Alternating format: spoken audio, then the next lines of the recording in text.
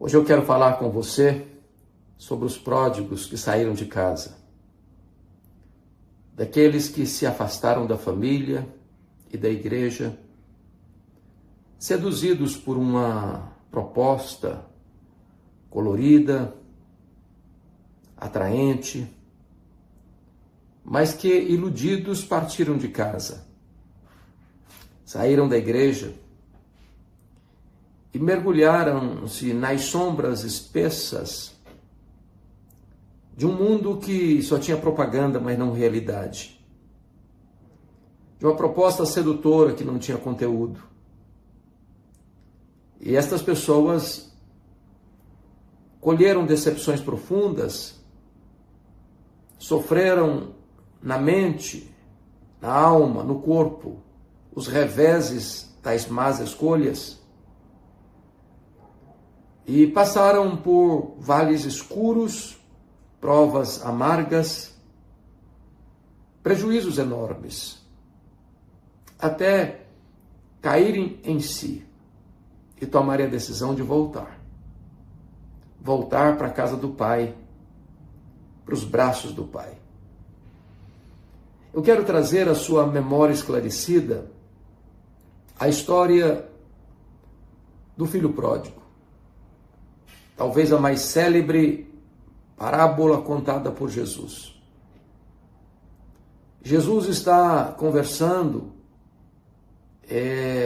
com os líderes religiosos e eles estão escandalizados com Jesus, porque Jesus recebe, come com pecadores, com publicanos, com gente que eles consideravam repudiadas, que não tinham a menor chance de serem acolhidas por Deus.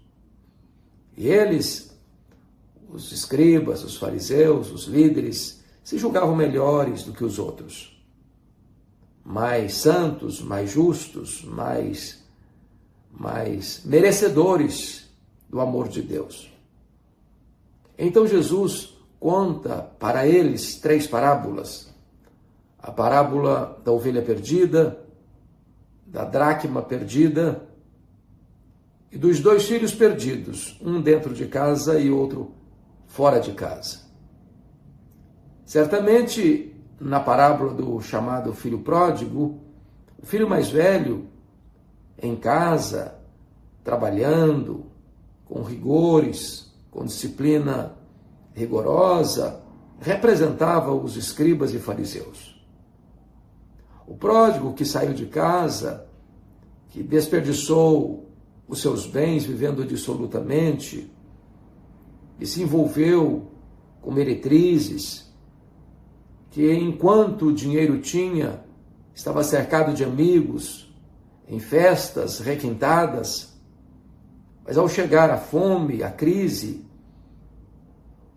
os amigos foram embora, o dinheiro acabou, a festa acabou, um gosto de cinza na boca, a fome implacável o castigava.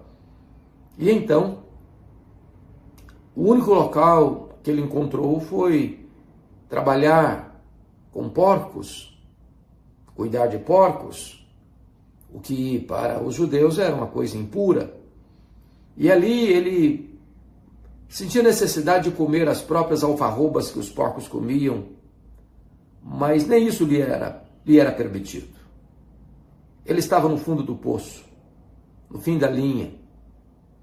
Suas escolhas insensatas estão chegando agora com a conta cara. E é nessa conjuntura de carência, de solidão, de fome, de opróbrio, é que ele se lembra do Pai. Se lembra da casa do Pai. Se lembra do que deixou para trás. E recorda que na casa do Pai tinha pão com fartura. Então ele toma uma decisão. Levantar-me-ei e irei ter com meu Pai. E vou dizer a meu Pai que eu pequei. Pequei contra o céu, pequei diante dele. Não sou mais digno de ser chamado filho, mas se me receber pelo menos como um dos trabalhadores, isso já me trará alegria ao coração. E diz a Bíblia que ele se levantou e se foi.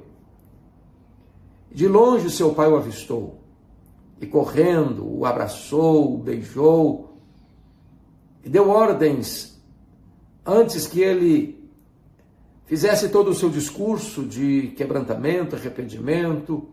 O pai não esperou que ele dissesse: me trata como um dos seus trabalhadores, mas mandou imediatamente trazer a melhor roupa, a sandália nos pés, o anel no dedo.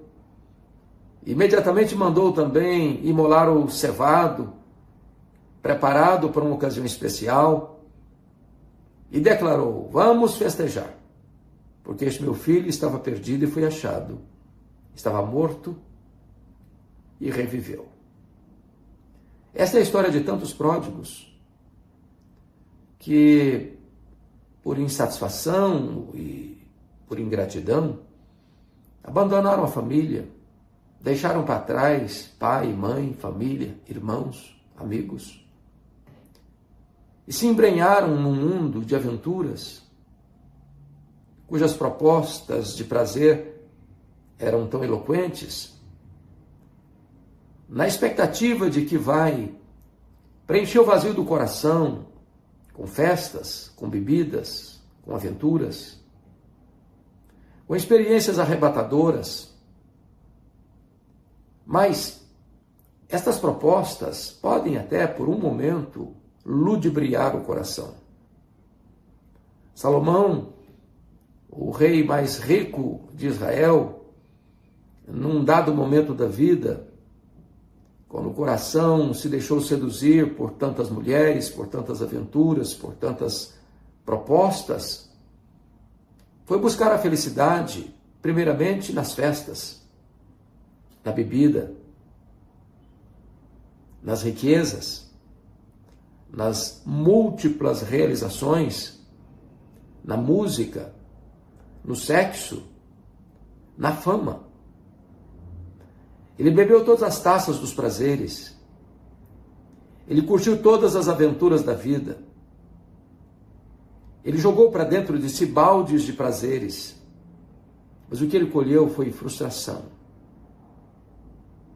Tudo aquilo não passou de vaidade, bolha de sabão, neblina, vapor, nada. Assim aconteceu também com o pródigo. A festa acabou. O dinheiro evaporou. Os amigos foram embora. As amizades de taberna não duram na crise. E esse moço ficou só, num país distante, passando necessidade. Essa é a história de tantos que abandonaram a casa de Deus, achando que a igreja é um lugar muito restrito, muito tacanho, sem espaço para as aventuras, e tentam então nas bebidas, nas drogas, no álcool, nas noitadas de prazeres carnais, para descobrirem que tudo isso é um brilho falso, é uma promessa que não se pode cumprir. Porque tudo que se joga para dentro do coração não satisfaz, não preenche o vazio, não acalma os vendavais da alma, não aquieta o coração. Talvez você que está aí me assistindo agora seja um desses pródigos. Talvez você, lá na infância, foi criado no Evangelho, recebendo instrução bíblica, conhecendo a verdade, bebendo o leite da piedade desde a sua infância. E talvez você, por uma razão ou outra, por uma influência ou outra, se afastou. E quanto mais você caminhava, mais você se afastava. Mais você se envolvia com coisas que sabia não serem certas, mas a sua consciência já estava um pouco anestesiada. E quanto mais você se mexia, mais preso ficava. Eu quero dizer a você que está na hora de voltar. A casa está aberta. O pai está esperando. Um banquete está sendo preparado. E eu gostaria agora de recomendar a você a voltar-se para o Senhor. Porque nele há esperança. Ele tem vida e vida em abundância. Só Ele pode preencher o vazio do seu coração. Só Ele pode dar verdadeira festa para a sua alma. Porque é na presença de Deus que tem plenitude e alegria. E é na sua destra que há delícias perpetuamente. O pródigo enfrentou 4 fases na vida. A primeira fase, ele estava na casa do pai e era feliz, mas nem sabia disso. Era uma felicidade inconsciente. Ele tinha o pai, ele tinha o irmão, ele tinha a casa, ele tinha pão com fartura, ele tinha amizade, ele tinha apoio, ele tinha abrigo. Ele tinha tudo o que ele precisava para ser feliz, mas ele não valorizava nada disso. Há muitos filhos que estão em casa e não valorizam a casa do pai, a presença do pai, o amor do pai, o cuidado do pai, a mesa farta do pai. Jogam tudo isso fora por uma migalha de prazer irreal, inexistente, que engana o coração, que falseia a verdade, que ludibria a mente, que destrói a vida. A segunda fase do pródigo é no país distante. Ele era infeliz, mas também não sabia, porque estava curtindo a vida, rasgando a cara em ruidosas gargalhadas, nas festas regadas a bebida e a prazer impuro, inconsequente, que só trouxe mais vazio para sua alma. Há muitas pessoas que acham que são felizes, porque estão cheirando cocaína, porque estão fumando uma pedra de crack, porque estão nas noitadas, nas camas da promiscuidade sexual. E eles estão tão envolvidos, e eles estão tão encantados com tantas aventuras, com tantos prazeres imediatos, que nem param para refletir que tudo isso só aumenta mais o vazio, só aprofunda mais o abismo, só alarga ainda mais a angústia. Acham que são felizes, mas não o são. Porque o pecado é maligníssimo. Ele leva você mais longe que você gostaria de ir. Ele retém você mais tempo que você gostaria de ficar. Ele custa um preço mais alto do que você gostaria de pagar. O pecado é uma fraude. O pecado promete o que não pode pagar. O pecado promete a você que vai lhe dar prazer e lhe dar desgosto. Promete a você que vai trazer liberdade e escraviza. Promete que vai dar vida e mata. O salário do pecado é a morte. Então, lá no país distante, o pródigo pensou que era feliz, mas não era. Porque a felicidade não está no território do pecado, mas na terra da santidade. É na presença de Deus que você é feliz, verdadeiramente feliz. A fonte da felicidade está no próprio Deus. Quanto mais comunhão com Deus você tem, mais feliz você é. Quanto mais longe de Deus você anda, mais tristeza você colhe. Até mesmo as alegrias que lhe fazem sorrir, cantar, celebrar, ou até dar gargalhadas, lá no fundo, quando você põe a cabeça no travesseiro, quando você conversa com a sua própria alma, a tristeza está lá. E se você, nesta prática toda, não sente nada, é porque o seu estado ainda é pior. A consciência já está cauterizada. É por isso que é uma terceira fase na vida desse pródigo, quando ele está agora cuidando de porcos. Agora ele é infeliz. Ele sabe disso. É a solidão. São os amigos de botequim, de bares, que vão embora, porque na verdade nunca foram verdadeiros amigos. O amigo é aquele que confronta você em particular e defende você em público. O amigo é aquele que está com você na hora da alegria e também do choro. O amigo é aquele que chega quando os outros já se foram. Qualquer amigo que pula do seu barco na hora da crise nunca foi seu amigo. Esse moço está agora sem dinheiro. Ele gastou insensatamente a sua herança. Ele usou os recursos que recebeu do seu pai de forma insensata, vivendo uma vida dissoluta, gastando dinheiro com meretrizes, curtindo a vida, num local onde a sua vida estava sendo roubada dele. Agora ele está com fome e não tem dinheiro para comprar comida. Agora ele está num chiqueiro, enlameado, cuidando de porcos, cobiçando até a comida dos porcos, e nem isso ele tinha. A crise se agrava por demais. Ele chegou ao fim da linha, ao fundo do poço. Sua vida está arruinada. É assim que o pecado faz. É assim que o diabo faz. Promete mundos e fundos e não entrega nada. Porque ele é mentiroso, ele é enganador, ele é maligno.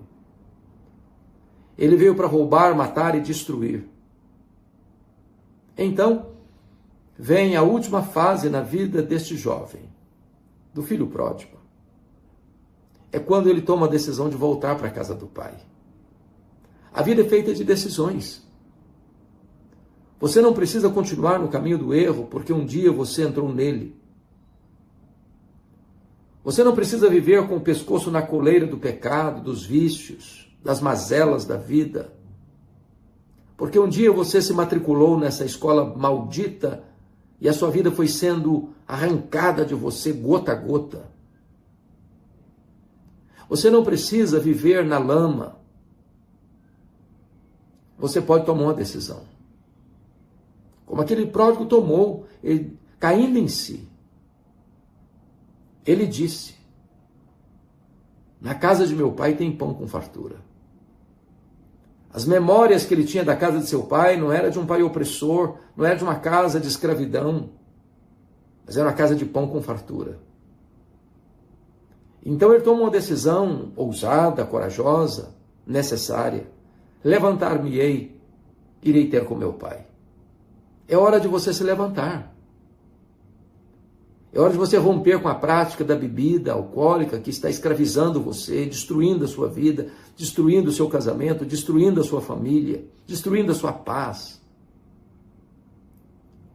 É hora de você fechar a porta das drogas que têm destruído sua mente, suas emoções. É hora de você parar de cheirar cocaína, de você parar de usar crack, é hora de você parar com todo tipo de prática que vai destruindo a sua vida e arruinando a sua alma eternamente. Tome a decisão, levantar-me-ei, irei ter com meu pai. E ele não apenas planejou, ele não apenas desejou, ele tomou essa iniciativa, porque você não é o que você pensa, você não é o que você fala, você não é o que você promete, você é o que você faz. Tome a decisão, levante-se agora. Deixa para trás o que está destruindo a sua vida. Pegue o caminho de volta para a casa do pai. Volte para a sua família. Volte para o seu cônjuge. Volte para os seus filhos. Volte para a igreja. Volte para Deus. E diz a Bíblia que esse filho ensaiou um discurso. Ele ensaiou o que iria dizer ao pai se encontrasse o pai. Pai, eu pequei contra o céu e diante de ti. Eu já não sou digno de ser chamado teu filho. Trata-me, entretanto, como um dos teus trabalhadores. E ele foi ensaiando esse discurso na medida em que voltava para a casa do pai. Mas nem sabia ele que o seu pai o aguardava, que que o seu pai tinha os olhos na estrada, aguardando o regresso do filho, guardando lá em casa anel, roupas novas e até mesmo um bezerro cevado para um dia de festa.